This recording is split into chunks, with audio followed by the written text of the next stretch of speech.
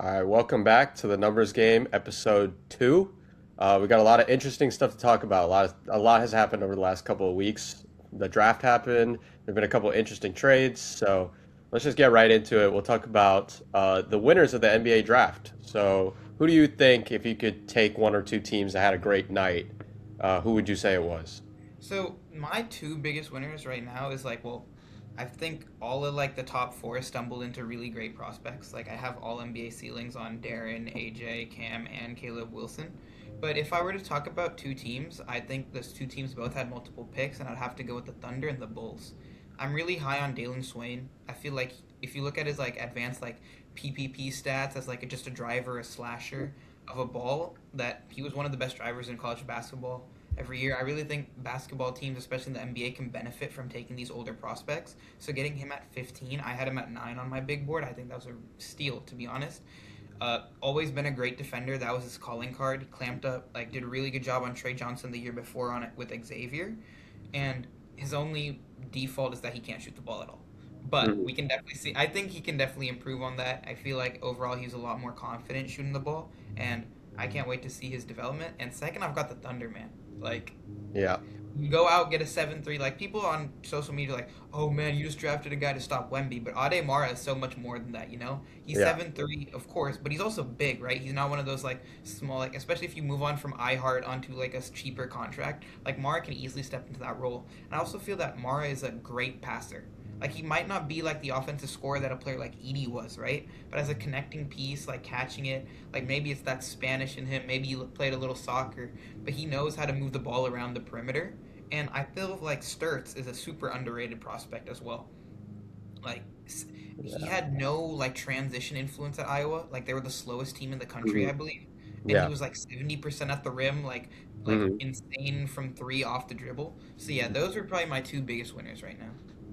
Yeah, I'd say I agree with you on the Thunder. Like, I don't know how Sam Presti does this every single year, but getting a guy in a Daymara, who I honestly thought the Hawks should have taken him at 8, but I feel like they'll be happy they got Flemings. But Yeah. getting a guy who, you mentioned he's more than a Wemby stopper, but to be honest, like the first thing that the Thunder should were probably thinking about was how to contain Wemby better than they did, and Mara is pretty much like a really good option for that. Like Yep. if you watch Wemby, you see like the guys who give him trouble are these like bigger, stockier guys that have the strength to keep him out of the lane and force him to be a jump shooter. And that's exactly what Mara can do. And he's also got pretty good size. He's like 7'3" himself, right? Yep. And you talked about the passing. If you have a big man that can throw a skip pass like really well out of the post, that's like such an underrated attribute. If you have a guy who you can post up and when they send two, he can just make those advanced reads, and Mara can do that really, really well. So yeah, before this offseason, I thought the Thunder would probably go all in on keeping Isaiah Hartenstein. I thought they needed him back, but now I'm not so sure. It gives them a little flexibility. I still think they'll try and bring him back.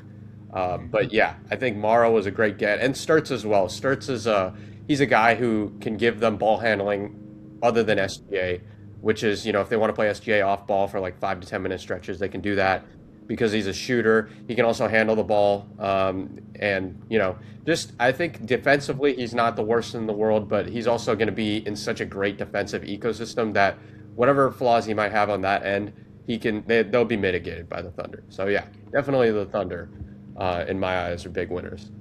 You talked about Flemings and the Hawks fit not being mad about that. We know that teams are winners, but I think from a player perspective, Kingston is a big winner from this draft. He's what his biggest weaknesses is his lack of a off the dribble jumper and the three ball in particular, right? And those are him being your lead scorer isn't his strength, right? And I think him being on the Hawks helps him maximize his other things while he's allowed to work on some of those being developing more into a first or second option scoring wise. Him and Dyson defensively are going to be a special duo to watch. He's a really underrated creator, right? And he's going to relieve some of that playmaking stress from Johnson and McCollum. So it's excited to see where I think Flemings himself was a winner, and I think the pick before him, Darius Acuff, was kind of a loser. Like Mm. we knew there were reports that hey, Acuff, the Kings and Acuff were enamored with each other for a long time, but I think Sacramento's where you go for purgatory, and sure, Acuff's biggest weaknesses are his defense, and I feel like that's only going to be maximized on a team like the Kings where nobody can guard. But hey, I tweeted this too. It's like, hey, if everybody's bad at defense, maybe Acuff won't look that bad. Yeah. Yeah, I think with Acuff, it's a lot of people see his incredible scoring, and they think, best case scenario he could be like a tier one scorer in the league, and I do agree that that is a possibility. I mean, he shot like what mid 40s from three Yep. off the dribble. He can get to the rim. He has a great handle. But I think the thing with him is he doesn't play any defense, and not that he doesn't play any defense, he doesn't try to play defense. Yep. Like watching him, it seems like he just doesn't give any effort to that side of the ball. And there's a lot of comparisons to Trey Young, and I think it's a valid comparison, but Trey Young is also way better of a passer than Darius Acuff was. Yep. Agree. Like not only did Trey Young lead college basketball in scoring, he also led in assists, and so he was like that offensive hub that you could build a team around. And I don't really see that with Darius Acuff right now. I think there's a much greater chance he ends up like someone like Cam Thomas, who can give you exciting buckets but doesn't play any defense, Yeah. and a guy like Trey Young. So that's just my thoughts on the Acuff situation. And then, as for Houston, I did not expect Kingston Flemings to be available at 8. I almost thought the Clippers had to go get him at 5 Mhm. to give them a defender because they have Darius Garland in the backcourt. But I think I think the Hawks will be happy. I think a lot of people are talking about him and Dyson. I think Dyson has to really improve his offensive game. He's obviously amazing on defense, but against the Knicks, it was really tough to watch sometimes. They would just Yep. double team and leave him open, and he couldn't really. We know he can't shoot, but he wasn't really a good playmaker as well. His decision making was slow. So it gives them another guard. Kingston gives them another guard who can give you pretty good defense and also give you better offense. Yeah, I agree. And my thing with Acuff in particular is that, like, hey, at some point, if you're high usage as a guard, you're always like, how many high usage or bad passers are there? Like you have the ball so much in your hand that you're always trying to make a jump shot, and then at the last second you realize you got to kick it out. Like, yeah, you're gonna find. Like, I was watching a few games this year. It's like, oh, Malik Thomas on a heater, two threes, two three, like back to Mm, back, right? You gotta go back to him, run a hammer screen. You gotta hit him on like the hit when you drive baseline, and he just tries to shoot a floater over three people. And my question to you is like, do you see like a player like Acuff, right? Like, do you see him getting minutes in like a Western Conference Finals like this year? Like, I can't. Like, I think if Acuff buys into I think his median outcome with full buy-in is like this really generational sixth man. You know, mhm, like an absolute bucket, like McCain steroids. mhm, mhm. Yeah, I think it comes down to, well, first of all, he doesn't have to worry about getting minutes on a Western Conference Finals team right now with the way the Kings are. Yeah. But I think he has to eventually buy in and do those little things properly.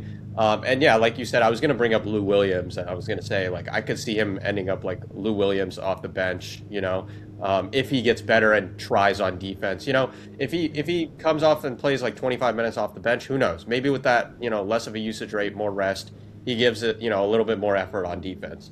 But I will say for the Kings, at least, you had to go big or go home. They've been so bad for so long, and it's why I don't mind them taking Acuff, because you have to swing for the fences, especially if you're at 7. If you got shafted by the lottery and you're at 7 when you're really like one of the worst teams in the league, might as well take a swing. And if it doesn't work out, hey, hopefully you get like a top 4 draft pick next year. Yep. So. I agree. So you go to Purdue, I go to USC. We're all big Big Ten fans here. Talked a little bit about the Michigan guys. I have two questions for you, right? What were your thoughts on the Wagler pick? Do you think he went a little high? And what were your thoughts on the Merez pick? And I know as a Warriors fan, what are your thoughts on the Yaxel pick? Well, I'll say this about the Yaxel pick. It's going to be a little difficult to have to cheer for that guy, but I think it's a good course correction by the Warriors, actually realizing, hey, like we have like a guy in Steph Curry who maybe is not in his prime right now, but at least like 4 years ago, he was still playing at like an elite, like almost Yeah, arguably best in the world he's level, still right? top 15 player, right? Still top Yeah, 20. and the front office responded by drafting James Wiseman and Jonathan Kuminga, two guys who were incredibly raw. Like it was pretty much, known that they were raw coming out of. James Wiseman played like 2 college games, I think, and Kuminga was in the G League Ignite. And so I think they kind of course corrected, maybe a little too late, because I don't think the Warriors are going to be back in contention, at least the way the roster is right now. But like they finally realized, hey, let's get a guy who might not have the superstar upside because he's 24 years old, but can do pretty much anything we want him to. Like Yep. Yaxel is like arguably the most versatile player in college basketball this past season. He can play the three, he can play the four, he can defend on the perimeter, he can defend in the post. I don't know if you want him there all the time, but he can defend in the Yep. post a little bit, right? He can shoot it, he can pass it, he can do a little bit of everything. So I think it's good. I think it's going to help them at least, Mhm. get a little better in the short term. And a lot of people have kind of victimized Steve Kerr for the Kuminga situation, but honestly, I think when you look at Kuminga, he made so many, mental errors, mistakes. He didn't really play in the system at times. So I understand Steve Kerr kind of pulling his minutes and, being a little harsh on him. But I hope Yaxel gets playing time. Yeah. Um, and as for like the Morez Johnson pick, like I don't understand it at all. Like I've never really been a big fan of Morez, but especially Mhm. like to the Mavericks. They have a loaded front court already, Yeah. and he is 6'10". I don't want him playing the three ever. And I don't want him. I don't know if like he's a very athletic guy, but I think his ideal position is the four. Yeah. And I think the Mavericks, you look at what they needed. They need a guy in the backcourt, in my opinion, so that Cooper Flag doesn't have to play point guard. I know Kyrie's coming back, but just getting Mhm. another ball handler would have been ideal for me. So I'm not too sure about that Yeah. pick. I'm a huge Yaxel fan, actually. Like, I had him at 6 on my big board after the big four and Braden Burries, who I was actually very happy went number 10. I feel like it's a good fit with him on the rebuilding Bucks. And I just don't think, no matter how old are you, you're not supposed to have, like, that level of impact and production. Like, Yaxel is insane. Like you said, he does every single thing on the court for you and every single thing at a high level. Sorry, I don't know what that was. But okay. But yeah, and for the Morris Johnson pick, I think a lot comes down to his like shooting projection. I think he was a very good free throw shooter, and he did shoot a decent amount of threes, but he was also playing on one of the most stacked teams in college basketball. Mm-hmm. And I wouldn't be surprised. Like you have a, it's all comes down to getting a cheaper contract. I know the Lakers are interested in Gafford. You're not gonna move off Lively. Like you can't do that right now, especially at his age. And Yeah. I think you actually have a really good chance to build one of the. You move off Gafford and you build now one of like the strongest, most physical front courts with Flag, Morez, uh, And live. Lively, and then you have like your coach Dusty May, right? Mm-hmm. I think Dusty probably had a hard time selling Yaxel just based on his age to the rest of the front office and the coaching Yeah. staff. But I think Morez is. I don't think it's like I was surprised, but he's also one of those things. I'm like, hey, there's not much people you can play bet like who knows how to develop you more than your college coach who made you a first round pick, whether or not he went at 8, right? Yeah. So Yeah. I think that was huge. I was really surprised with Wagler at 5, though. I don't think that was the right move. I think you have to have some level of functional athleticism. I don't think he's a Halliburton regen. I don't believe in that at all, even though that's comps people want to give him. I think Michael Brown was a much better pick, in my opinion, purely off just like I feel like he's a much better volume off the dribble shooter than him, and I think there's a lot more playmaking upside.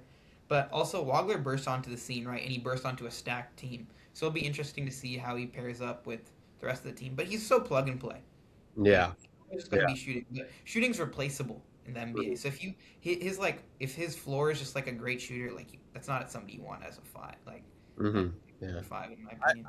I think I'm a little higher on Wagler than you, but I do see the concerns with his athleticism. Like, if you watch him play, like a lot of his buckets are like, especially when he's getting into the paint, it's Mhm. more of like he works really, really hard and takes really, really tough shots in the lane at times versus Yep. like some of the top four guys like AJ and Darren Peterson and Yeah. Cam, Also, just a lot Cam. bigger and stronger. Yeah. Yeah.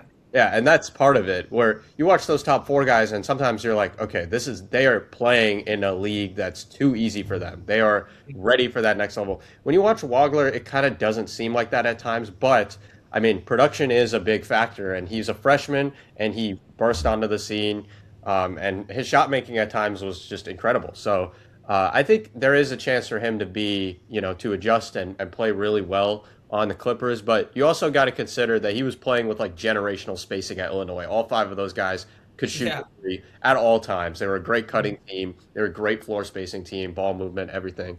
So Mhm. it'll be interesting to see how he is able to compete in the NBA against more athletic guys.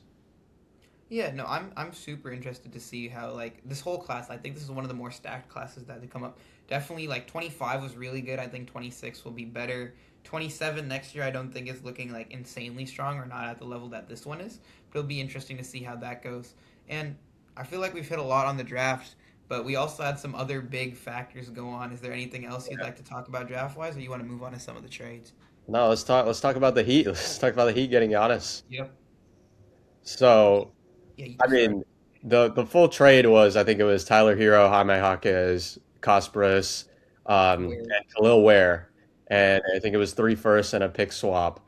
What are mhm. your initial thoughts about how much the Heat gave up, and do you think the Heat, where do you have the Heat right now in terms of the Eastern Conference? If this was Giannis like 2 years ago, I'd feel like a lot more confident, right? Like I think teams underrate defense. I think fans underrate defense, and I think you have a chance now. You've built like a generational front court, right? Hmm. But I'd really like to shout out the Bucks front office. Like they're not a great drafting team over like the last 10 years since Giannis. They've Hmm. always been in this like back level of like they've always been like semi-competitive and then ended up getting like first rounded the past few years since their championship. They don't really hit on like AJ Johnson, Tyler Smith, like these aren't like great picks. So it's interesting to see how they did with the Bucks picking Burries and Ament. I'm not super high on Ament, pretty high on Burries, but on the Heat side of things, it's like, hey man, like Giannis is at his peak. He's in that conversation for best player in the world, no question, Hmm. right? Shea, Jokic, Wemby, and him. Like just no question about it, right? It's just interesting to see how that floor spacing. Bam's an underrated 3-point shooter. Powell apparently seems to be out of the way, but I feel like it's too early to judge. Like I really just need to see what this team does in free agency Yeah. before I like make a full opinion. Just because it's like Giannis, Bam, and friends, right? Hmm. Wiggs, Yeah. Yeah. Powell, Davion Mitchell, like that's some good defense. Yeah, they could trade. They could trade Wiggs. They could trade Powell. Like Powell could walk. Like I don't know what they're gonna do. Like I don't know what's gonna happen. I think a lot of people are saying Powell might walk. If Mhm. that's the case, that is really really tough for them because they need all the shooting they can get, Yep. specifically in the backcourt because Mhm. Giannis and Bam. When you said Bam can kind of shoot, but they're gonna need another guard to kind of replace what Tyler Hero gave them, in my opinion. And so if we're doing like a preliminary right now, like I would still think the Knicks are going to be better. I still think Boston's going to be better. And I'd Mhm. probably say Indiana too with Tyrese Halliburton coming back. But they're more of a sleeper because you have no idea how he's going to look post injury. Yeah.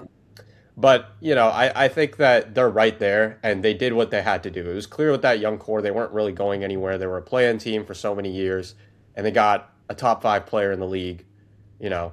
Yeah. So had to do that. And for the Bucks, you said it like they also like they did a good job holding out and getting a really good offer because they Mhm. could have traded him at the deadline. They could have rushed through it. They could have traded him for Jalen Brown and two picks, which in my opinion would not have been the best deal because I think if they traded for Jalen Brown, they'd probably be the sixth seed and they'd probably make another move to try and Mhm. compete when everyone knows they're not a championship contender. So I think they did pretty good. Yeah, and like it's clear that the Heat need to win now. No, like what your only developmental piece is really like Pele Larson, who's not bad. Yeah, Yeah. but it's not like you're like, hey, I'm super thrilled with my future with Pele Yeah. Larson. So it's Yeah. super interesting to see what the Heat are gonna do, like in free agency, like off star power. This is by far one of the best duos in my league, in the opinion. Just Hmm. purely off of, like the defensive like frame. Like you got Hmm. like Bam, who's probably like a top like 10, like consistent all NBA, all defensive NBA player, and then Giannis, who if he can stay healthy, is a great defender. Right? He's won DPOY before. He's won DPOY and MVP in the same year. So it's gonna be super exciting to see how they work together. And yeah, I'm like, as a Celtics fan, I'm a little disappointed because now you have to like go ahead and say, oh, we have to repair this relationship with Jalen Brown because Jalen Brown's one of those weird players where it's like, oh, do we talk to when a front office talks to Jalen Brown, are we saying, hey, we're only going to trade you for a top five player, and that's not an insult to you, but that's like how much we respect a player like Giannis. Like Yeah. I was talking to some people today, and like the first conversation is not how do we get Giannis Antetokounmpo. The first conversation the front office for the Celtics should have had is what happens if we don't. Hmm. Yeah. So it'll be interesting to see. Like we're still shopping him. I think the Celtics are still shopping him. They all wanted him to get to the Timberwolves, maybe play with Ant, get that Atlanta connection going.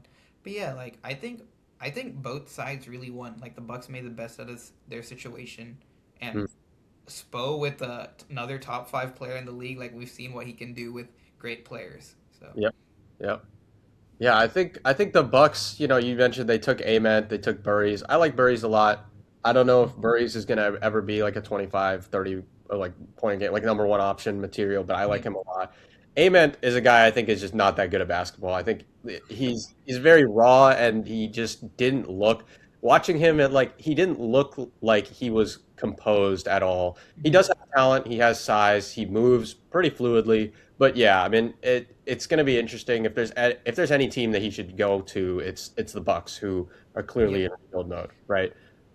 So yeah, but talking about the Celtics, like Mhm. you mentioned the Jalen Brown situation, right?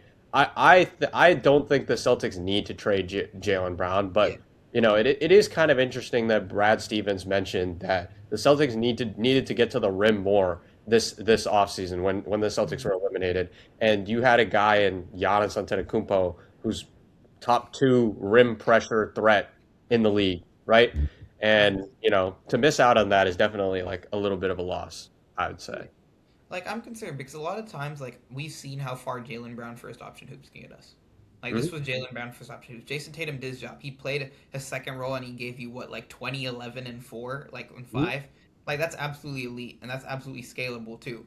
But the thing with Jalen Brown is I feel like a lot of times like he's a great slasher, a great driver of the ball. But when he's your first option, sometimes he'd get in the paint, and when he gets his paint touch, he's just not able to hit the kick out. He's not able to set up your shooters for threes. And I think that's like a spot where like people not might like to hear it, but Giannis was just like a somewhat better version of Jalen Brown when it comes to driving the ball and having the ball in his hands. Of course, Jalen Brown is a better shooter, right? But the fact is, when you have like some of the best shooters in the league on your team, and you get like you said, a top two rim pressure attacker, like Hmm. I think that does solve a lot of your issues now.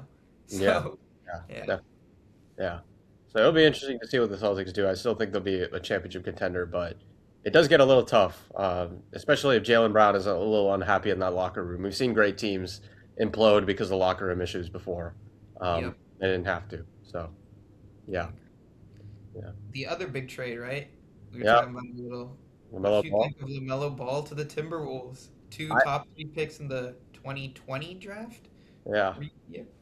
I think it's a good trade for Minnesota, I think, to fill a position of need. It could backfire on them if that 20, I think it was a 2033 first round pick they gave back. If that Mhm. 2033 first round pick happens when Anthony Edwards is not on the team, then that could be, a little rough. But they I needed to think do it it. was wow 2033. Yeah, it's a while.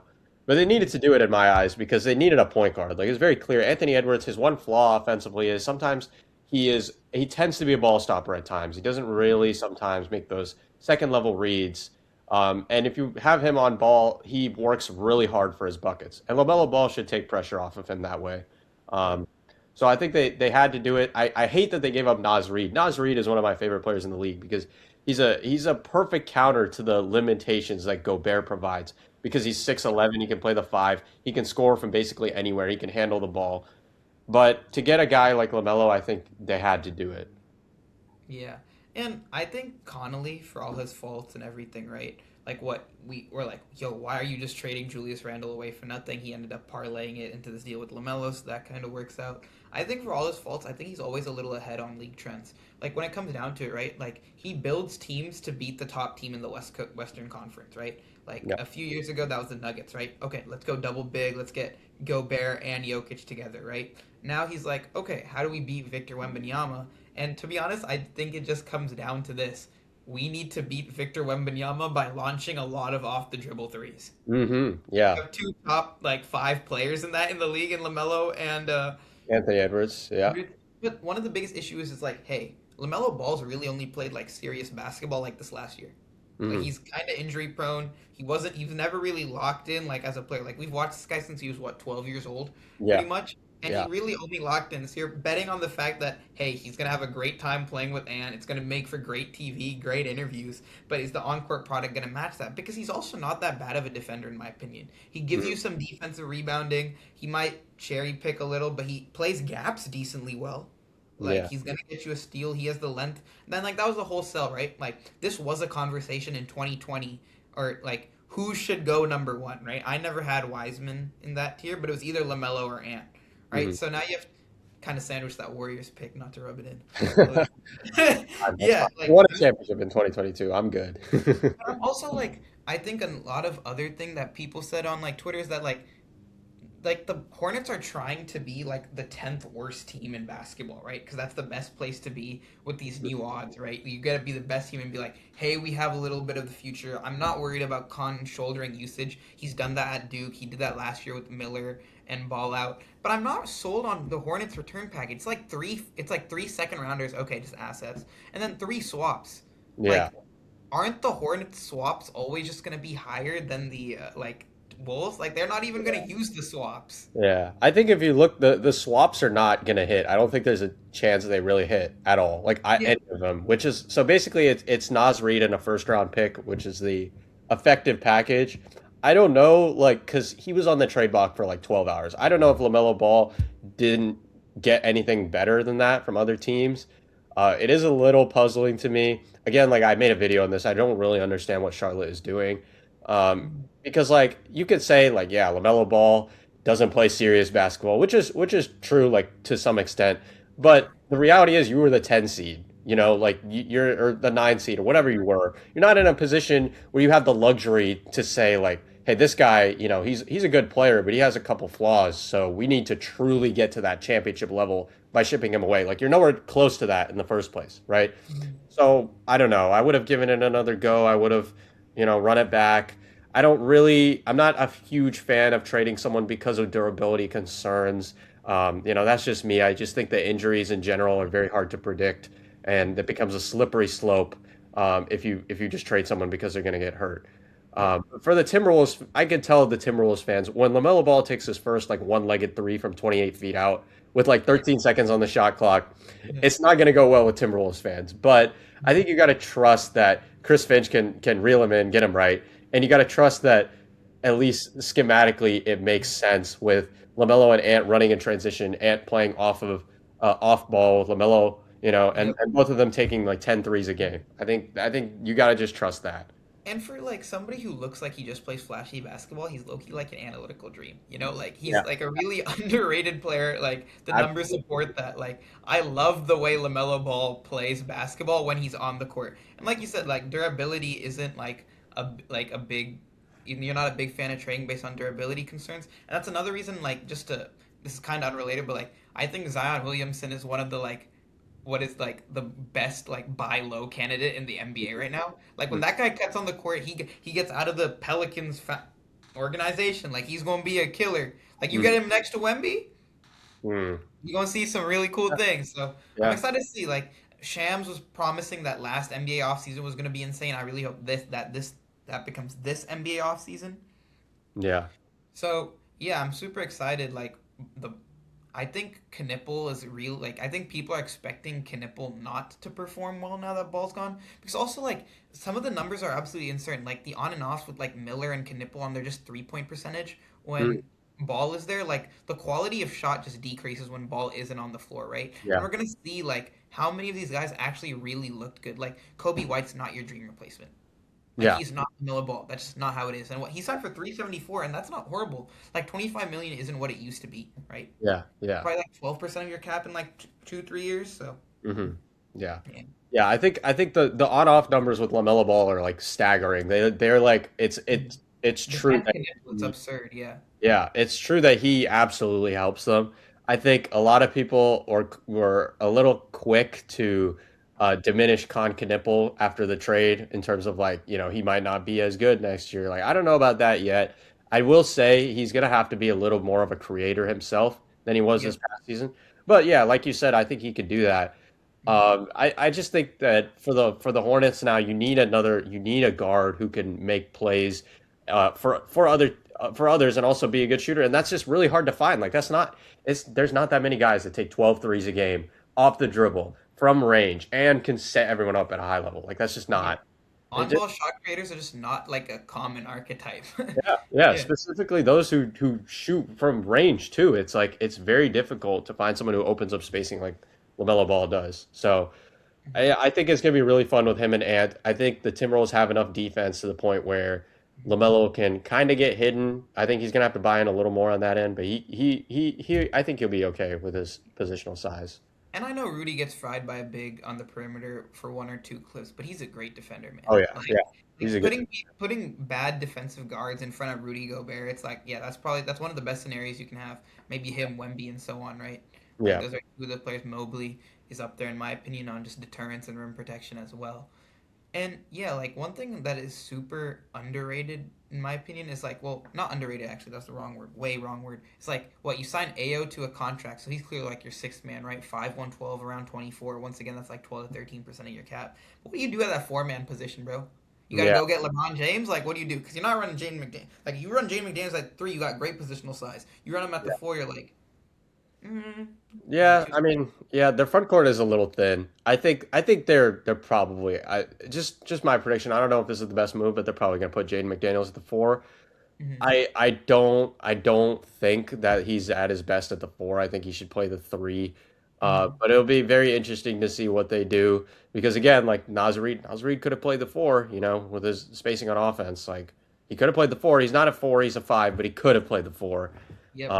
So, we'll see what the Timberwolves do, but I think they should be happy about this offseason so far because they were not going to win anything with Julius Randle as your second Mhm. best player. He was a good player, but he had flaws. It's been exposed postseason after postseason. It just didn't really work with Ant at times. So, getting a fresh pivot and getting a guy in LaMelo Ball who fits a position of need, you know, it's something to look forward to if you're a Timberwolves fan. Yeah, so just moving on from that conversation, like this is not really like trades from this offseason, but what are your thoughts on the Wizards, man? Like this is just something I'm super interested in. What, you get the number one pick, AJ DeBanza, you make a huge signing, re-signing Trey Young, right? And you got Anthony Davis. Like, what do you do from here? Like, what do you think their expectations are this year?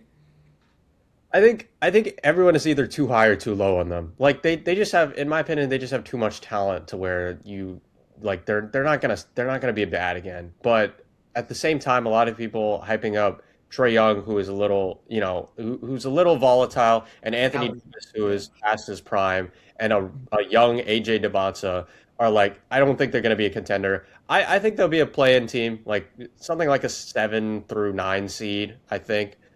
Mhm. But yeah, I mean, I know you're not as high on AJ as I am, but like, if AJ comes out and averages like 20 a game, Yeah. and wins Rookie of the Year, I could see them being, a dark horse, not necessarily for this year, but for the next couple of years.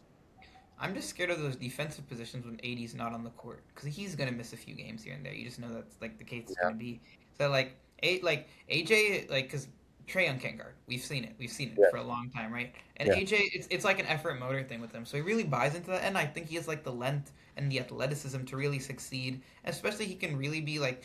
You're lucky that since he buys in and he has this mindset, oh, I want to be the number one player, that he wants to guard the best player, and that's why he's kind of struggling off ball defense. But off ball defense is a lot more teachable than it is yeah, on ball, right? So I'm yeah, super excited to see where AJ goes. Like I think he's going to be an All NBA player. I just also think that there's three other players who also have a really good chance of being an All NBA player. yeah, But yeah, like I'm super excited to see where the Wizards go. The are interesting. Keontae, Darren, backcourt. Then you got like you got Jared Jaren Jackson, Lowry, who we haven't seen. You got Lowry, yeah, right? They're going to be a fun team. I don't know if Darren pushes them over the edge, but maybe they won't be like a 15, 6, like a 14, 15 seed in their own yeah, conference. yeah. Yeah.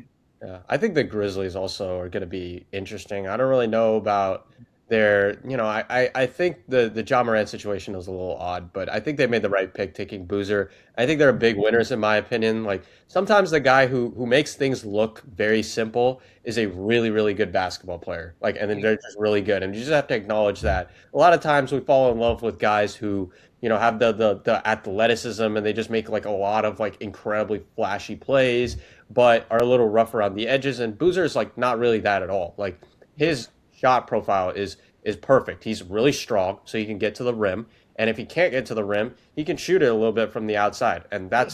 that's what his game is. It's just very, very simple. Yeah. So Yeah. yeah, he's also Oh, a good sorry. passer too. Yeah, Yeah, exactly. And like I think I have a lot of like the only big concern I have is like the rim protection. Like it comes down to really figuring out what Boozer's role in the NBA is, right? Like you like it might not he's not going to be like a 4-5. It comes down to, is he able to play like more of the 3-4, cuz he put on a lot of pounds to play the 4 at Duke, right? And he mhm, looked a lot more athletic and bouncy when he was in high school. And I've always been high on Boozer, right? Like it's hard to get a guy who can do everything. right? And when it comes down to it, like I always pointed this one game when it comes to his performance and his doubters, like the closest thing we saw to an NBA front court, what was Michigan, right? Hmm. Mara, Morris, and Yaxel, right? He gave them 18, 10, and 7 on like 11 shots, maybe with one turnover, right? Like you Yeah, can't double the guy. Every time you double the low post, he's easily going to hit that lob. And playing with a guy like Edie, yeah, that's free every single yeah, time. And yeah, I know before you went to Purdue, you were a big Duke fan. So if you yeah, still are, then you get to see that Coward Duke, Coward Boozer duo, yeah, which we almost saw last year. And yeah.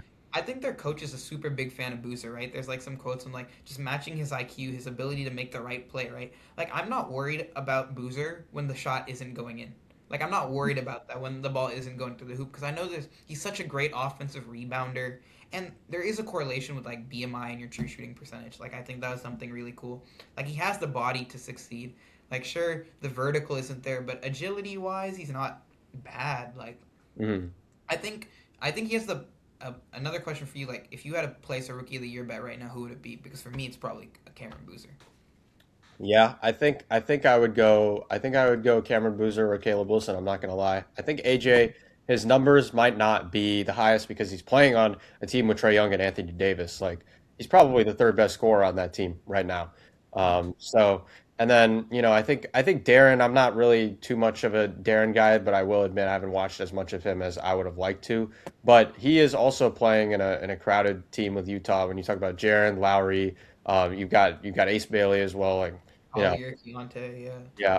So I think Boozer has a good chance. I think Caleb Wilson. I think the Bulls will be really happy they got him. Caleb Wilson, in my opinion, he's either going to be a top five player in the league, or he's going to be a guy who disappoints. I don't really see an in between with him. Yeah, it all comes down to that upside look, right? Like with Caleb Wilson, like I think if we evaluate all prospects at their upside though, like am I pushing it too far if I say this is like a Giannis regen? Like nobody's Oh, Giannis, you sure. know? Oh, But yeah, like yeah, the guy's gonna come down. Like I just have some concerns. Like he relies on his athleticism a lot. Like his on ball defense, he has high motor, but he just gets blown by, closes out with the wrong hand and everything. But everything's fixable. Everything's teachable with him. And I think I'm higher on him than a lot of other players. Like I think all four of those guys that we just named could all be all NBA players. Akov might just put up numbers in Sacramento though, so he's like kind of the dark horse I have. If we're yeah, purely looking at like accounting stats, I think Acuff's argument will always come down to spreadsheet FC versus eye test FC, and the yeah, fact that like, he's always gonna get buckets, but like his on and off splits may be horrible. So yeah, yeah, yeah. yeah. Absolutely. Yeah, Mhm. yeah. I think that's a good place to end today's episode. Like that was a super Yep. good conversation. I can't wait for our next one. Thank you Yes, sir. everybody. Stay Thank tuned in for the numbers game. More you. Yes. episodes to come.